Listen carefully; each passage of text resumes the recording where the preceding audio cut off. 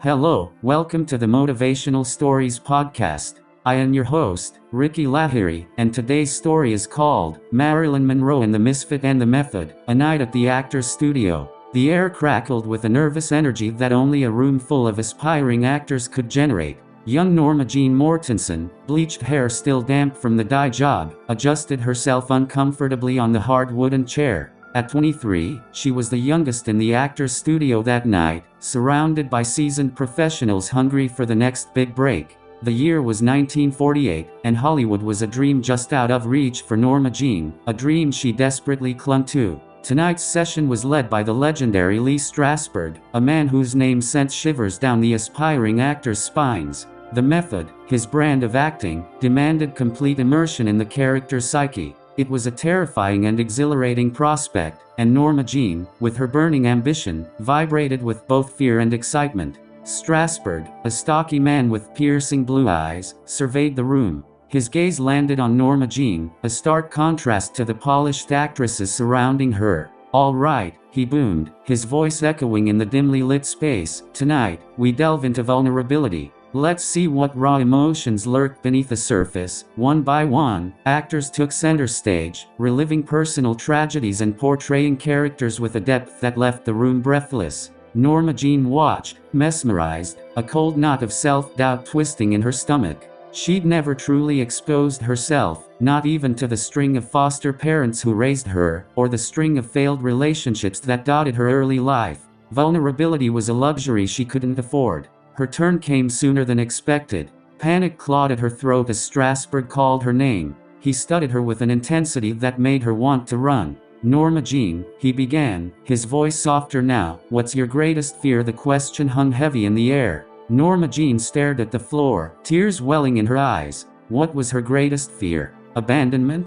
Failure? Rejection? They all intertwined, a tangled mess that defined her life. But to reveal this raw truth in front of these strangers, these potential judges, was terrifying. A beat of silence stretched into an eternity. Then, a choked sob escaped her lips. The room fell pin-drop quiet. Taking a shaky breath, Norma Jeane blurted, "I'm afraid of no one remembering me. Of being a nobody, lost in a crowd." Shame burned in her cheeks as the words left her lips. But then, something unexpected happened. A murmur of understanding rippled through the room. A seasoned actress nodded, her eyes filled with empathy. A young man, tears glistening in his own eyes, offered a shaky smile. In that moment, Norma Jeane realized something profound. Vulnerability wasn't a weakness, it was a shared human experience. Her fear, the fear of being forgotten, resonated with everyone in that room. It connected her to them, not as the awkward outsider, but as a fellow human being. Strasberg cleared his throat, his gaze softening. "Norma Jeane," he said gently, "that's not something to be afraid of. Because the truth is, we all carry that fear. But it's also what fuels us, the desire to leave our mark on the world." He gestured towards the stage. "Use that fear, Norma Jeane. Use it to shape your characters, to breathe life into them. Let them be vulnerable, let them be seen, and the audience will remember. They will feel." A spark ignited within Norma Jeane. This wasn't just about acting, it was about harnessing her own story, her vulnerabilities, to create something powerful. For the first time, she saw the method not as a terrifying exposure, but as a tool to connect, to share a piece of herself and resonate with others. The following weeks were a whirlwind of self-discovery. Norma Jeane delved into her past, unearthing memories, both joyful and heartbreaking. She poured them into her acting, shedding the persona of the aspiring model and transforming into a raw, vulnerable artist. The classmates who once saw her as an outsider now saw a kindred spirit, a fellow traveler on the path of self-discovery. One evening, after an intense session, Strasberg approached Norma Jeane. "You're changing, Norma Jeane," he observed, a hint of a smile playing on his lips. "I am," she admitted, a newfound confidence in her voice. "I don't want to be forgotten anymore. I want to be remembered, not just for my looks, but for the stories I can tell, the emotions I can evoke." Strasberg nodded, a flicker of something akin to pride in his eyes. "Then keep pushing, Norma Jeane. Keep digging deep. The world needs your stories." His words became a mantra for Norma Jeane. She enrolled in night classes, devouring plays and honing her craft.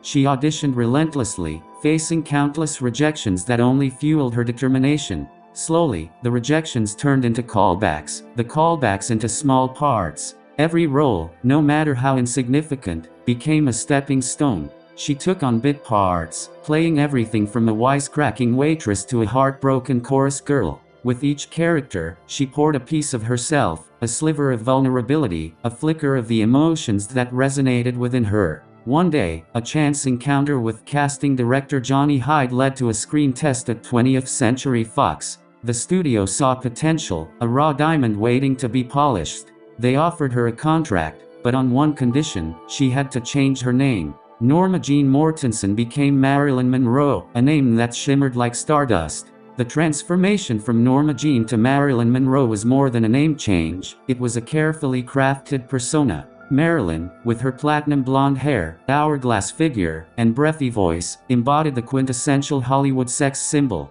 She graced magazine covers, became a pin-up sensation, and landed roles in comedies like As You Like It and Let's Make Love. But beneath the glamorous facade, the fire of Norma Jeane still burned. She yearned for more than ditzy blonde roles. She craved characters with depth, with stories that resonated with the audience's vulnerabilities. She saw glimpses of this in films like Bus Stop and Clash by Night, where she portrayed characters with a complexity that hinted at the woman beneath the Marilyn persona.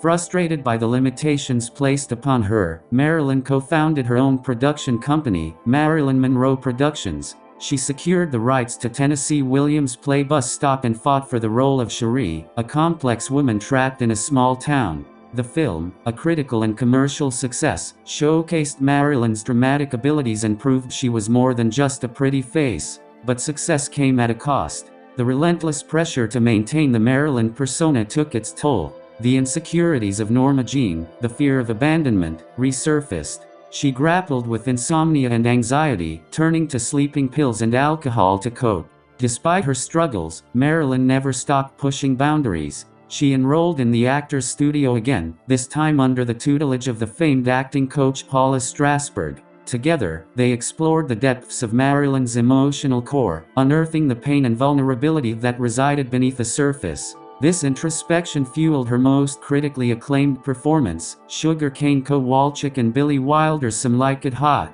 With a mixture of comedic brilliance and heartbreaking vulnerability, Marilyn created a character that resonated deeply with audiences. The film became a box office smash and earned Marilyn a Golden Globe Award for Best Actress. Yet, even as Marilyn's career soared, her personal life remained tumultuous. Her marriages to baseball legend Joe DiMaggio and playwright Arthur Miller ended in heartbreak. The intense media scrutiny and the constant pressure to be perfect chipped away at her already fragile self-esteem. On August 5, 1962, the world woke up to the tragic news of Marilyn Monroe's death. The circumstances surrounding her passing remain a mystery, but one thing is certain: the world lost a luminous star. But Marilyn Monroe's legacy extends far beyond the tragic headlines. She wasn't just a beautiful face, she was a woman who dared to be vulnerable, who dared to use her own insecurities to connect with audiences. She challenged the industry's perception of blondes and paved the way for a more nuanced portrayal of women on screen.